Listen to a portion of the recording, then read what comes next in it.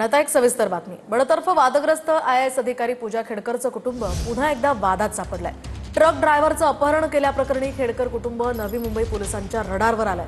खेडकर कुटुंबानं नवी मुंबईतनं एका ट्रक ड्रायव्हरचं अपहरण करून त्याला पुण्यातल्या घरात डांबून ठेवलं होतं। त्यानंतर नवी मुंबई पोलिसांनी पुण्यामध्ये जात त्या ड्रायव्हरची सुटका केली। याच वेळी मनोरमा खेडकरनं पोलिसांच्या अंगावर कुत्रे सोडल्याचाही आरोप आहे।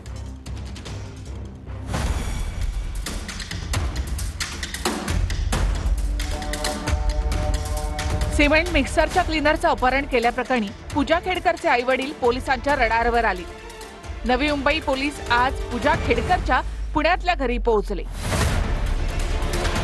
पोलिसांनी गेटवरून उडी मारत घराच्या आवारामध्ये प्रवेश केला। खेडकर कुटुंब पुन्हा एकदा वादात सापडण्यामागचं कारण काय आहे तेही पहा। 13 सप्टेंबरला सायंकाळी 7 वाजताच्या सुमारास मुलुंड ते ऐरोली रोडवरील सिग्नलवर प्रल्हाद कुमार नावाचा ड्रायव्हर मिक्सर ट्रक घेऊन जात होता। त्यावेळी कार क्रमांक MH12 RT 5000 या कारला मिक्सरचा धक्का लागला। त्यानंतर कारमधील दोघांनी ट्रकच्या क्लीनरला जबरदस्तीनं कारमध्ये बसवत त्याचं अपहरण केलं। गुन्ह्याचा तपास करत असताना ही कार पूजा खेडकरच्या पुण्यातल्या घरी आढळली। त्या घरातून पोलिसांनी अपहरण केलेल्या चालकाची सुटका केली।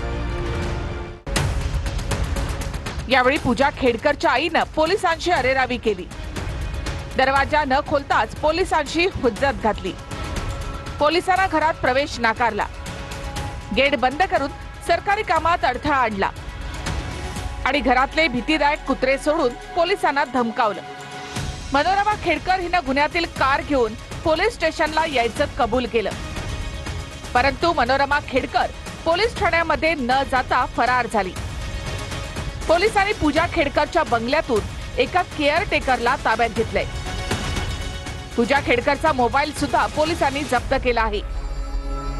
तपास पथकाला तेथे राहणारे जे मनोरमा खेडकर होते यांनी विरोध केल्यामुळे त्यांच्यावर सुद्धा चतुशृंगी पोलीस स्टेशन येथे गुन्हा दाखल करण्यात आलेला आहे। यातील जे 2 आरोपी आहे, जे गाडी चालक आणि लँड क्रुझर मधले जे 2 व्यक्ती होते, त्या 2 व्यक्तींना आयडेंटिफाय करण्यात आलेला आहे। सध्या तपास पथक त्यांचा शोध घेत आहे। अशा प्रकारचा गुन्हा करायला तेव्हाच दजावतात जेव्हा वारंवार असे गुन्हे करण्याची सवय असते।